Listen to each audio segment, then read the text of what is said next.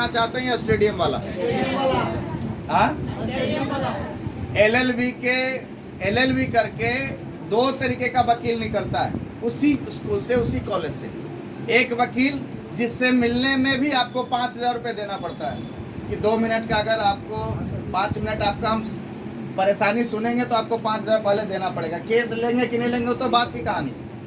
और एक वकील वही जो एलएलबी करके आया है और जाइए कोर्ट में तो एफिडेविट चिल्लाता रहेगा। दोनों तो वकील ही है। आपको कौन सा वकील बनना है ये आपको तय करना है। ये सुनो, आपको कौन सा क्रिकेटर बनना है ये आपको तय करना है, जहाँ पे धूप में खेलने से भी कुछ नहीं मिलने वाला।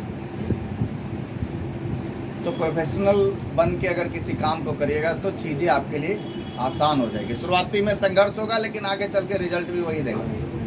Yes no? यस। तो प्रोफेशनल गेम कैसे खेलेंगे, यहाँ पे कुछ छोटे छोटे काम आपको करने हैं। पहला काम देखिए, जिस तरीके से जीवन जीने के लिए वायु, पानी और भोजन, ये 3 चीज अति आवश्यक है। खाना के बगैर आप कितना दिन रह सकते हैं? हाँ, 2-4 दिन नहीं, 10 दिन वो रह सकता है जो थोड़ा सा विश्वरंजन सर जैसा लोग रह सकते हैं। अब अजय जी को 10 दिन छोड़िए, दूसरे दिन ही पेट पकड़ लेंगे। अन्ना हजारे को जानते हैं ना? अन्ना हजारे को, अन्ना हजारे 13 दिन तक अनशन पर रह जाते थे, है ना? बाबा रामदेव बीच गए जोड़ लगाने के लिए, दूसरे दिन हॉस्पिटल में भर्ती हो गए।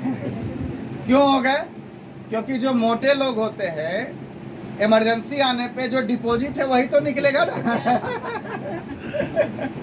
अगर आप भूखे रहते तो ये जो डिपॉजिट है वो आपको जीवन बचाता है। फैक्ट जो आपके अंदर जमा है, इसका मतलब है कि अगर आप ये करने लगे, क्या अनशन, मतलब आमरण अनशन करने की जरूरत नहीं है। एक आध दिन खाना वाना छोड़ दीजिए तो ये फैक्ट धीरे धीरे, हाँ, उपवास 48 घंटे के बाद आपका बॉडी फैट काटना शुरू कर देता है खुद ब खुद, कुछ नहीं करने की जरूरत। यस। तो भोजन के बगैर हम 5-6 दिन रह सकते हैं। पानी के बगैर 1-2 दिन।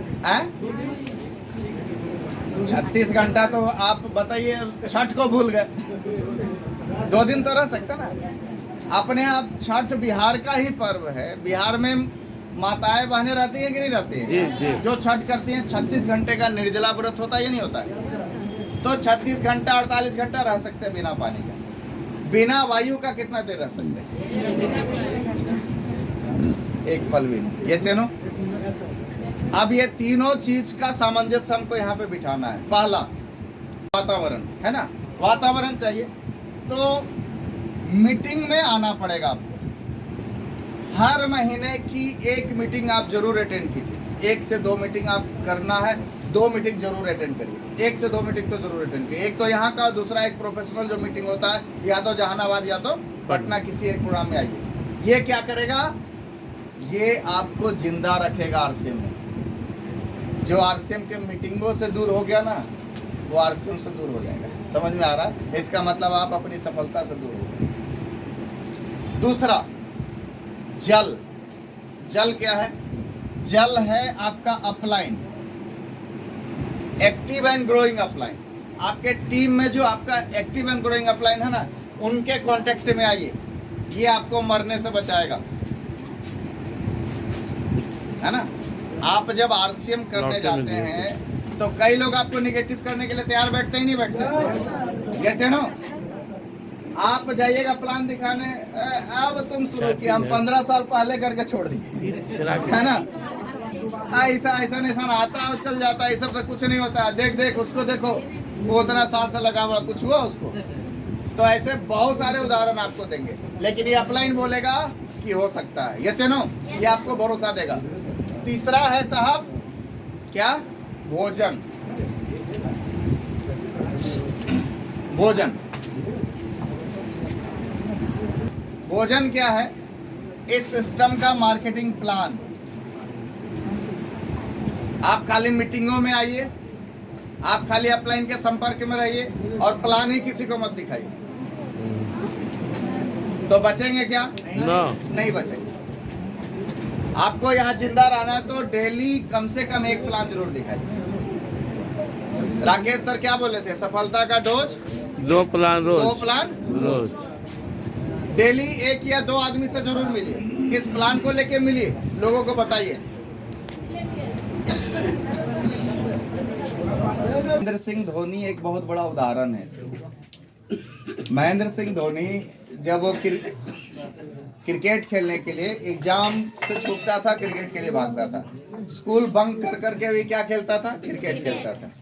नौकरी तक छोड़ दिया क्रिकेट के लिए। छोड़ा या नहीं छोड़ा? टीटी की नौकरी छोड़ के क्रिकेट खेला। अच्छा, उस वक्त ये भी तय नहीं था कि वो सिलेक्शन उसका होगा भी या नहीं होगा। नौकरी छोड़ दिया। आप बताइए, अगर वो टीटी ही होता तो कितना पैसा कमा लेता है? वो छोड़िए पैसा कितना कमा लेता है, कुछ भी नहीं। लेकिन क्रिकेट की 10 साल की जिंदगी उसको कहां से कहां पहुंचा दी। बिहार और झारखंड का चौथा सबसे बड़ा टैक्स पेयर है। यस या नो? यस। हर जगह सफलता और असफलता है, यहाँ पे भी है, कहाँ पे भी नहीं, हर जगह है। तो थोड़ा सा जिद्दी बनना पड़ेगा साहब। और कहा जाता है ना, हर सफलता आपके पीछे झुक जाएगी अगर आप जिद्दी हो जाएंगे तो। यस या नो? यस या नो?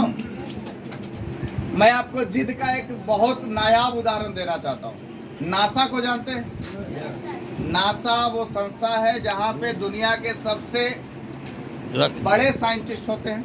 जैसे नो, सबसे दिमाग वाले साइंटिस्ट होते हैं। नासा के सारे साइंटिस्ट मिलके भी रीयूजेबल रॉकेट नहीं बना पाया। रीयूजेबल रॉकेट नहीं बना पाया। कौन? नासा का सारा साइंटिस्ट मिलके भी नहीं बना पाया। एक जिद्दी आदमी आया, उसने बोला कि रॉकेट को रीयूज किया जा सकता है, और उसने अपने साइंटिस्टों को काम पे लगा दिया। 2024 में रीयूजेबल रॉकेट बना के दुनिया को दिखा दिया कि जो बड़े बड़े दिमाग वाले नहीं कर सकते, वो जिद के आगे किया जा सकता है। वाह। कौन था वो? Elon Musk. पढ़िए थोड़ा सा, जा सकता है आपके जीवन। जिद्दी बनिए। अपनी सफलता के लिए अगर जिद आ गया तो दुनिया में बड़े से बड़े काम किया जा सकता है। और आपकी स्थिति अभी क्या है, कोई मैटर नहीं है। सोचिए ना सर, एक मामूली सा दशरथ मांझी कभी सोचे भी नहीं होंगे कि इतना बड़ा कुछ हो जाएगा, और आज जिंदगी कहाँ से कहाँ पहुँच गई। दशरथ मांझी बन गए, माउंटेन मैन के नाम से बोला जाने लगा। क्या था? एक जिद ही तो था।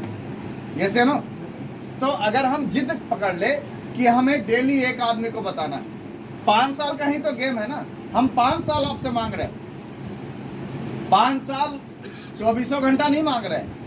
आपका 2 घंटा ईमानदारी पूर्वक अगर 1 से 2 घंटा आप निकाल दिए ना, तो 5 साल बाद आप वहां से उठ के आएंगे। कम से कम 2.5 लाख की गारंटी दे सकता हूँ। मैंने 5 साल में हासिल किया, इतनी गारंटी तो मैं दे सकता हूँ।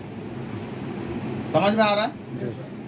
लेकिन 5 साल बाद वो लाइफ क्या होगी उसको सोचिए। 2.5 लाख रुपए महीने की इनकम होगी, टाइम खूब होगा आपके पास, टाइम एंजॉय करने के लिए खूब होगा। दुनिया के किसी भी क्षेत्र में आप काम करते हैं ना, जैसे जैसे आपका ओहदा बढ़ता है वैसे वैसे आपकी इन्वॉल्वमेंट भी बढ़ती है। एम आई राइट?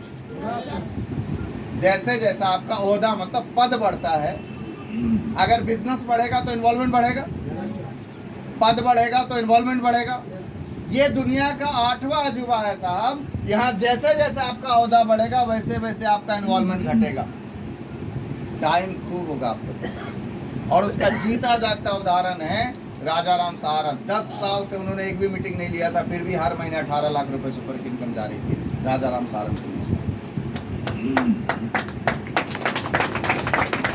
आप अगर नौकरी जानते हैं, 10 साल मत जाइए नौकरी में, कितना पैसा आएगा।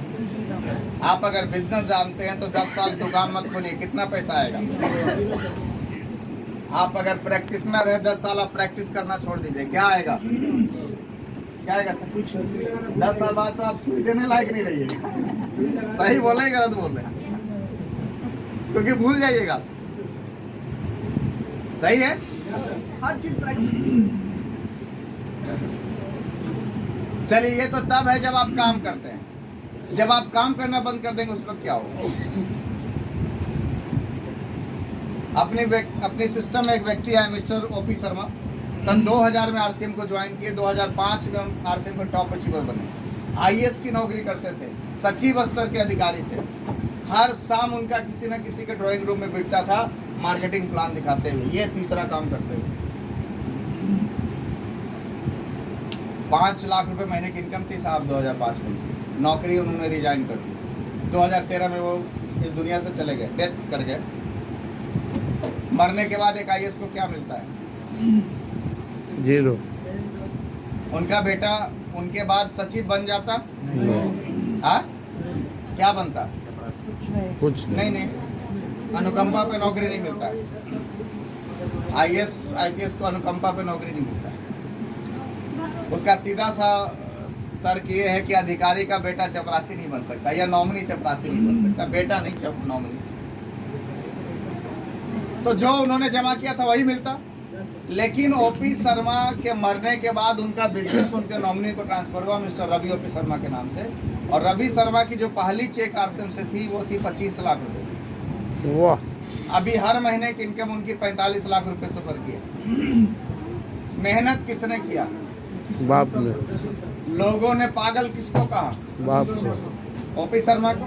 लोगों ने हाय हाय करता है किसको बोला? ओपी शर्मा को। आज रवि शर्मा खड़े हो जाते हैं, रवि शर्मा को सुनने के लिए हजारों लोग आते हैं साहब, टिकट देके सुनने के लिए हजारों लोग आते हैं। स्टार बना दिया। तो ये मौका आपके पास भी, आप अपने फैमिली अपने बच्चों को इसलिए दे सकते हैं। और इस बार जिद बनाना है तो एक टारगेट बनाइए सर, इस महीने कम से कम हम क्या करेंगे